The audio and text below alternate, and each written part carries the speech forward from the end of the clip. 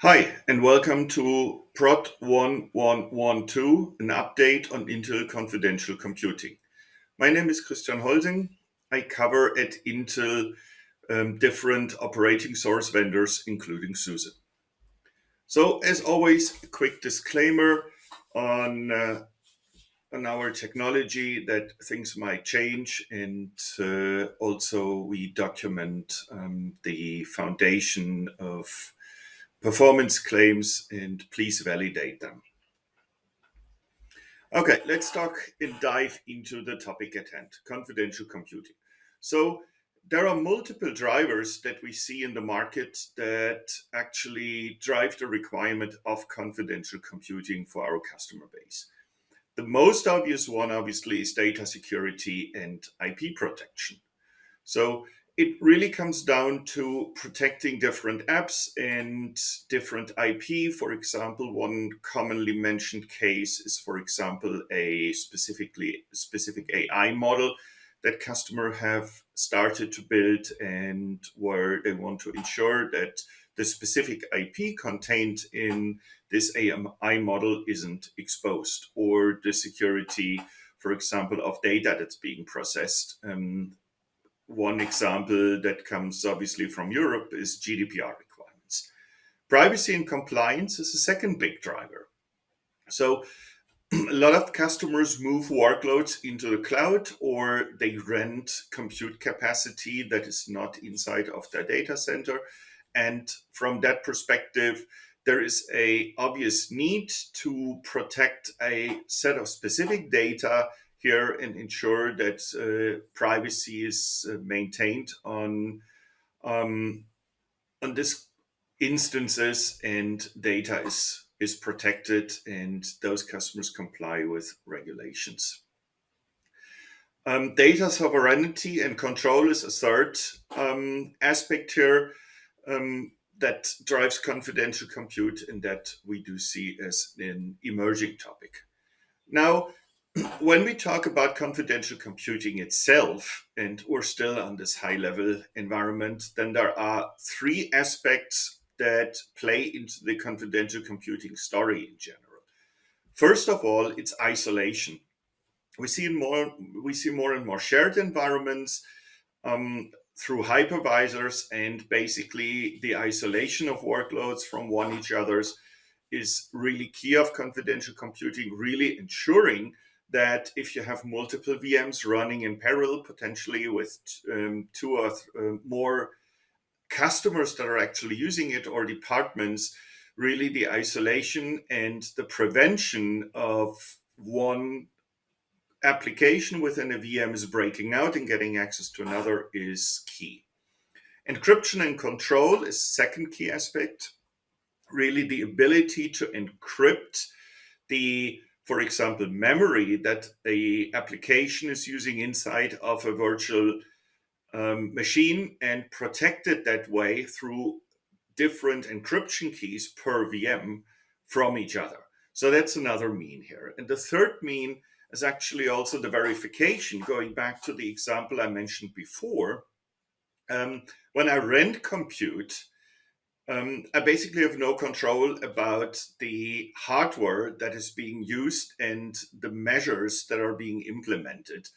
And also, those kind of friendly attacks or kind of friendly attacks in terms of an admin having access to a virtual machine through the underlying layer of the infrastructure, not through the VM itself. So there are really these three main aspects that play into the confidential computing considerations and the idea that manifests, as I said before, in various ways, from really enabling confidentiality to meet regulatory needs, um, moving workloads that have those requirements from a just general purpose platform into a more secure environment to address GDPR, safeguard and address data sovereignty, and really strengthen application security. Now, when we look at the offerings that we bring to the table from an Intel perspective, then we basically had a technology in place, which is at the bottom of this slide, called SGX. Um, and the new technology that we're bringing forward with the latest generation of the Intel Xeon processors for the fourth generation is actually TDX. So SGX stands for Intel's Software Guard Extension. And what it's basically doing, as I said, you see this at the bottom of the slide, is basically moving the processing of data from within a software into a secure enclave. So it's basically something that happens within the software. It's a set of APIs that are being used, and they basically move on the hardware the processing of a specific um, set of instruction on the software, on the data, into the secure enclave. So that makes it confidential. One example that we've been publicly talking about is, for example, a German health insurance that has implemented SGX to basically protect the processing of data that's on patients. TDX takes it just one step forward, where in SGX, we're just seeing a part of an algorithm and the software running in a confidential environment.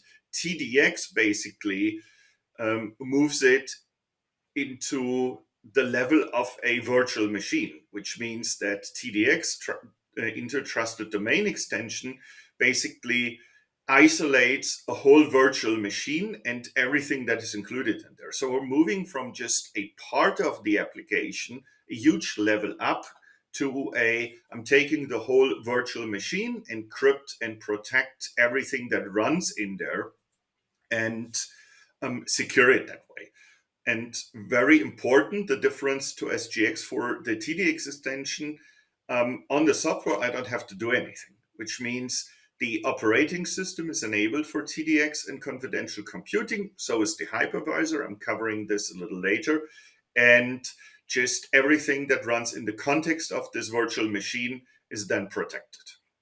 Obviously, what is critically important is if I'm renting a virtual machine in the public cloud, because I'm, as I said before, sharing infrastructure, and I don't know whose workload is running next to mine. So if I really have concerns about the confidentiality of my data, or I just want to protect the processing, then looking into TDX enabled instances on the cloud is a way for you to basically just migrate, as I said on the earlier chart, a workload as it exists today into a confidential environment in the cloud.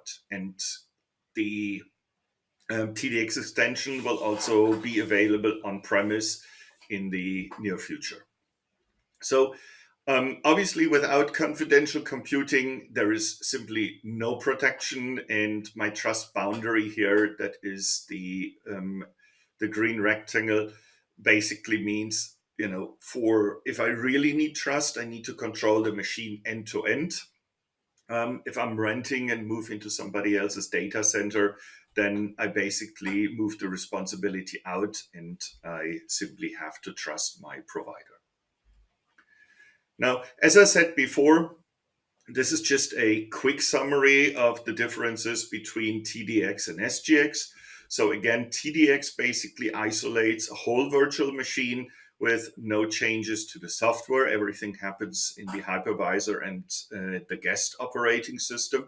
And SGX is basically an API, a SDK that I include inside of my application, and that I can then use to move some parts into a security enclave. And we do provide, from an Intel perspective, respective wrappers to do that. So that I can basically use the wrapper to move some functions or some classes more easily into the security enclave. Now, when we look at this from a little bit more a technical side, and I don't really want to go too deep into it, but what really happens is TDX builds on top of existing technologies. So it hooks into VMX, the virtual machine extension that has been there for a while, and the total memory encryption technology that Intel is shipping since a few years, and that basically in the combination with the trusted domain extensions that we put into silicon really enables the TDX technology. In a very simple term, the way it works is, and I was hinting at that earlier on, is um, each virtual machine has an allocated set of memory and RAM, and the memory is basically encrypted with a specific key per virtual machine, which means each virtual machine uses a different encryption key, and it's for the workload totally transparent as all the encryption and decryption operations basically happen on the virtual machine. As I already uh, pointed to multiple times, there are some extensions that are needed both on the hypervisor and the guest operating system to make that work, but we cover that in a little more detail in one of the next few slides. Here's a little um, update on the back end. So if you care about how the API calls work, this is of course all documented on the specification. If you want to go deeper and really see from an open source perspective what changes are made to QEMU or KVM, you will be able to look at both the code and the Intel specification for the extensions as they are at this point. So TDX 1.0 is out, and that's the current specification, and we're moving ahead to increase the level of the API specs. There's also a white paper, as you can see on the top left, that explains TDX 1.0 and the Linux integration for it. So you will be able to go deeper and also understand the implications on the bootloader and attestation and various other aspects of this solution. Now, from a Linux enablement perspective, of course, there are changes that move into the Linux host, into the Linux kernel. And as I said before, QEMU, libvirt, KVM is probably the most widely used hypervisor for general compute workloads. So we're working with SUSE from an Intel perspective very closely. I covered this a little later where we are on it. But basically, as always, from an Intel perspective, we commit things upstream.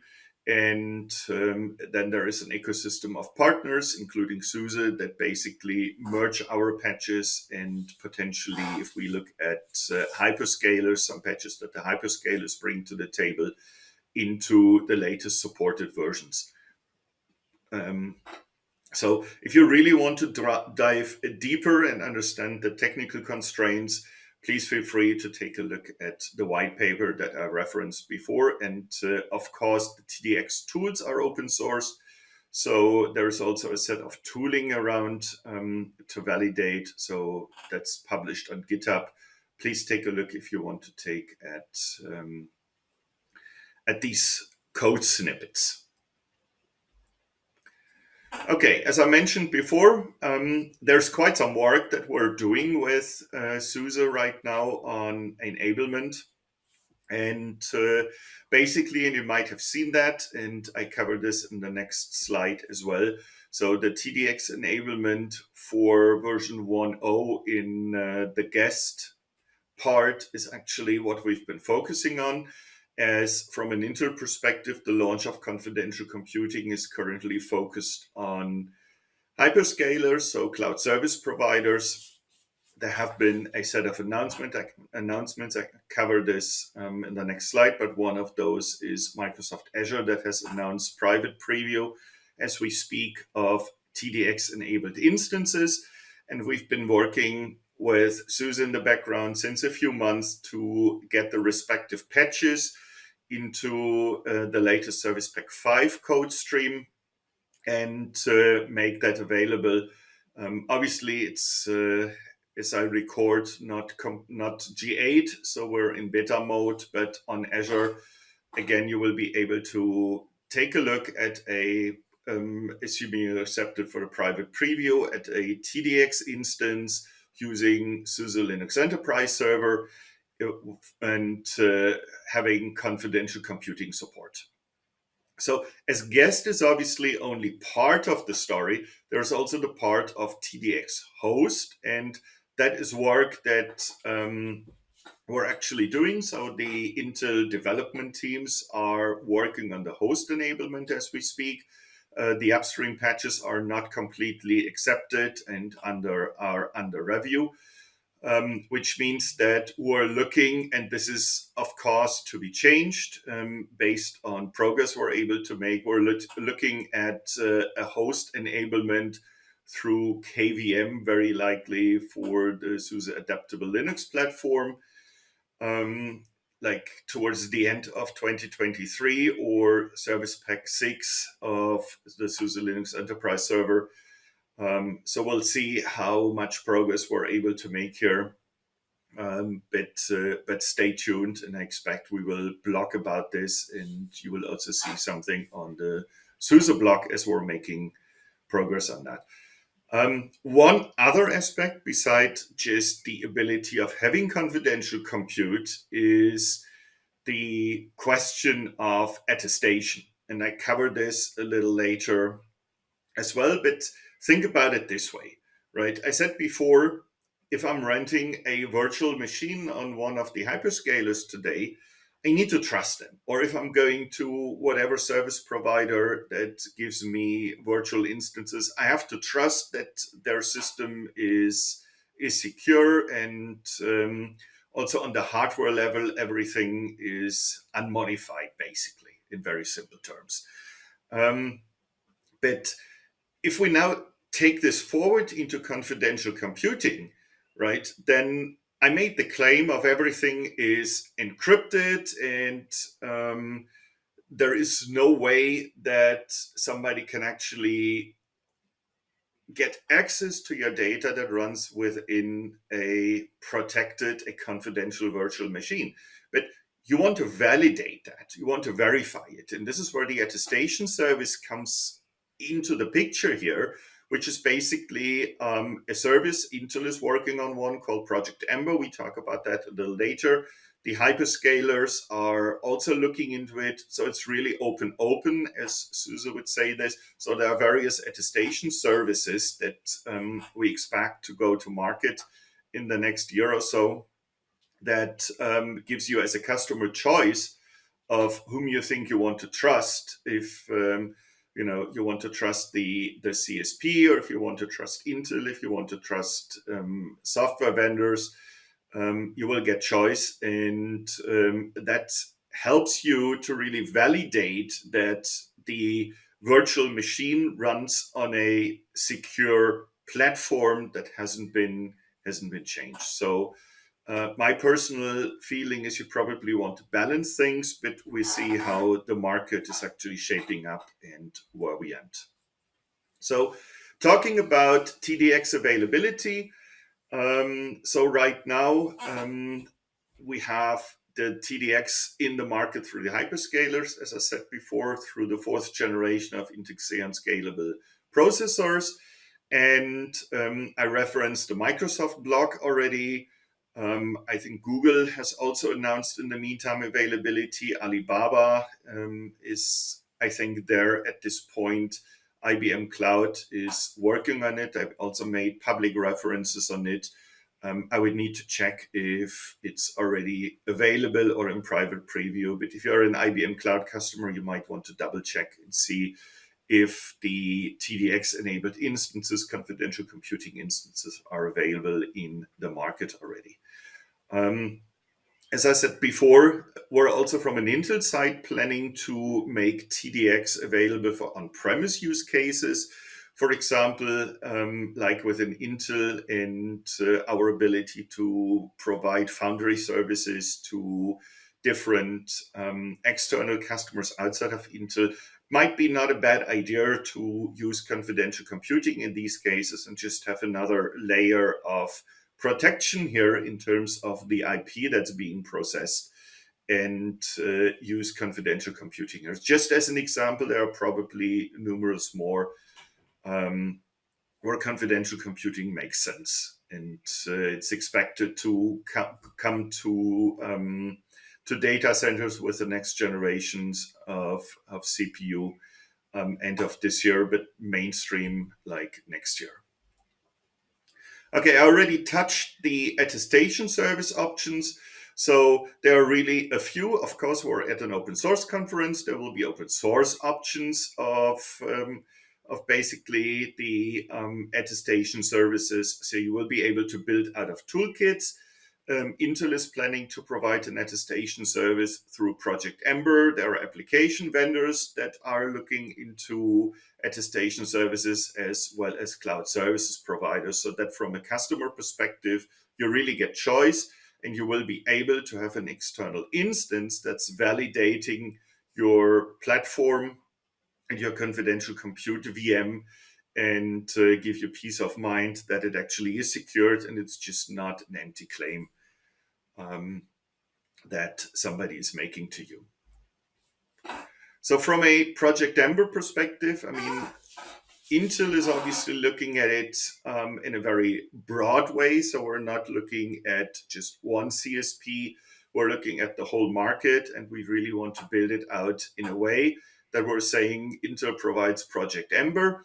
And wherever you are, if you are on your preferred cloud service provider or on your backup cloud service provider, if you're running data center on premise or through another hosting provider, you can go to one service maintained by Intel, and that's checking if the bill of material, your hardware and everything is built to specification and as it was intended to being shipped. So that really, I mean, in the end, as I said, the keys are generated by the CPU. The CPU is doing the encoding and decoding of the encrypted memory.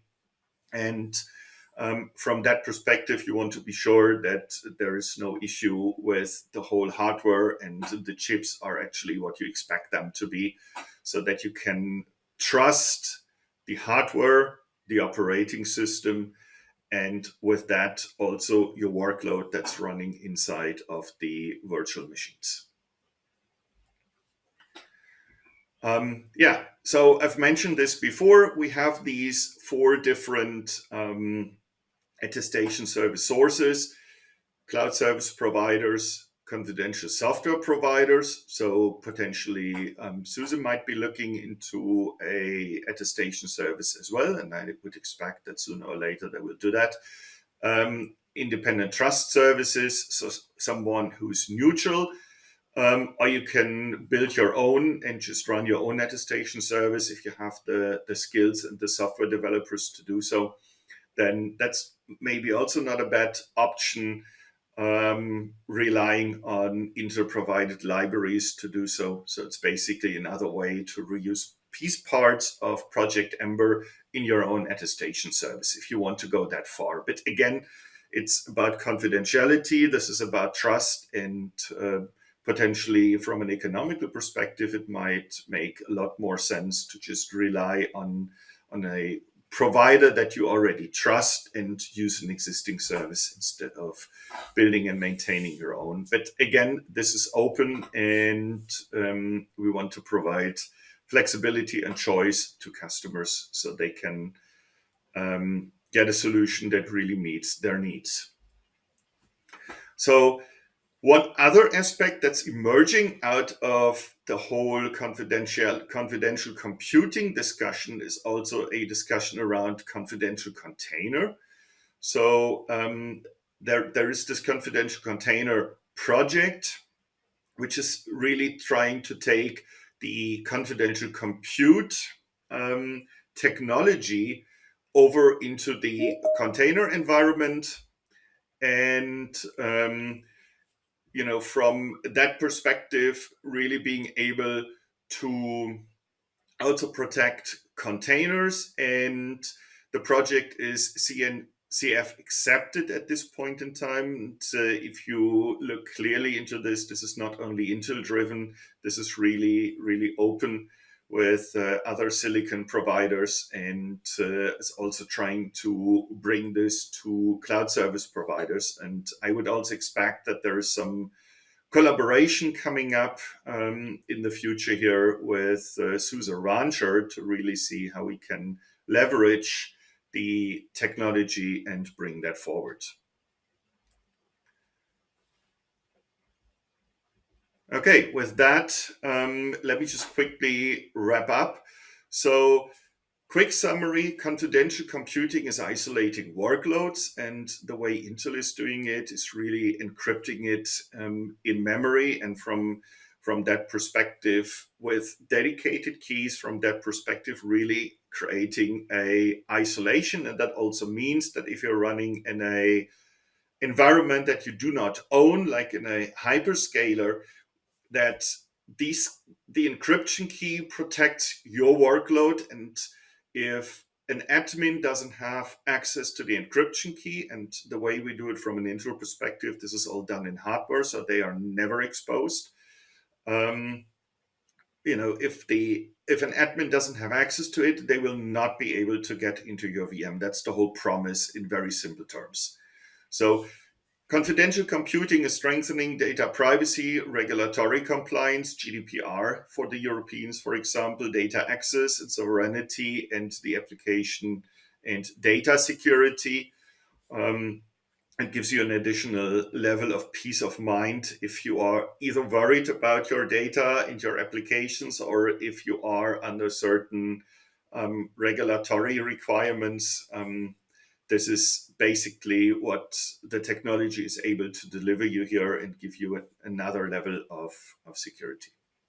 Then there is a whole robust ecosystem right now. As I said, we're starting to work with CSPs. We're driving the technology into the open source vendors. This is what OSV is standing for, and collaborate with them, service providers. So it's building up. It's a 1.0 of the spec, but we're working on the next versions, and we expect broader adoption here in the marketplace. Next steps is potential use cases. I mean, as we're talking here about SUSE and Intel, you might have seen the announcement and at SAP's conference Sapphire. There are ideas to also look at how can we get confidential compute into the SAP space. So stay tuned on that. There will be more and more demos coming, and also POCs that will be available, like the private previews that I mentioned for Azure, that are available in the market and which you can just use and test. And we also expect that really the impact, which is probably the big concern that most people who are more technical are having, what's the impact in terms of performance. So we're just looking at it right now, but we're really expecting it on an optimized stack to be very, very minimal. And if we talk hyperscalers, it's in the end just a question that the hyperscaler will need to address and look at, and potentially, if there is a 5% impact, you might just use another virtual CPU on top and just balance that out. But it really depends on your workload. It's obviously in an SAP space probably more critical than if you're looking at a web server or something where you're not constantly running high load, and where you might even be able to add additional resources as they are required. With that, let me wrap up here and thank you for your attention. And if you have any further questions on this, and you should happen to be in Munich face to face, please find us at the Intel booth. And otherwise, feel free to drop me an email and we can connect you, or I'm happy to answer your questions. With that, thank you for your attention and see you soon.